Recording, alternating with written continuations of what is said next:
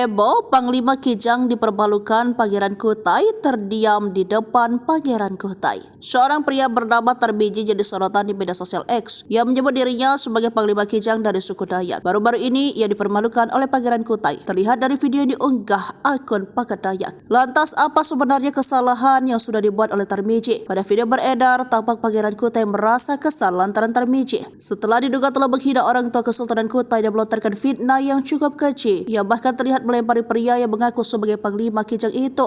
"Kau menghina orang tua saya, berarti kau menghina saya," kata Pangeran Kutai sambil melempar botol air mineral di wajah Panglima Kijang. Setelah menjalani sidang adat, Tarbiji kini digelandang ke Polres Kutai Kartanegara, Kalimantan Timur. Setelah itu Tarbiji menyampaikan permintaan maafnya. Ia pun meminta ampun atas aksi yang dilakukannya. Mengutip tribunsumsel.com, salah seorang wanita meminta Tarbiji untuk tidak lagi menggunakan identitas sebagai Panglima Kijang dan suku Dayak untuk kepentingan pribadi. Apalagi dia bukan berasal dari suku Dayak. Tarbiji yang disebut-sebut sebagai Panglima abal-abal, namun ia ternyata sempat diangkat sebagai Panglima Besar LAD Tanjung, Benuak, dan Bentian Kaltim. Pengangkatan tersebut dilakukan dalam rapat pengurusan lembaga adat Dayak Tanjung Benuak, Bentian Provinsi Kalimantan Timur pada tahun 2023 lalu. Sementara itu, dari beberapa sumber tak ada yang pernah membahas soal Panglima Kijang dari suku Dayak. Selama ini sering muncul ke permukaan adalah Panglima Burung, Panglima Naga, Panglima Sumpit, Panglima Api, Panglima Guntur, dan Panglima Kumbang.